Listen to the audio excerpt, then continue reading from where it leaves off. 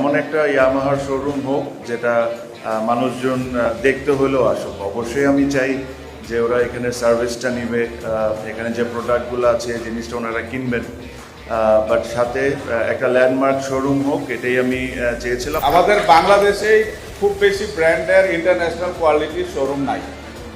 এটা একটা ইন্টারন্যাশনাল ব্র্যান্ডের ইন্টারন্যাশনাল কোয়ালিটির শোরুম।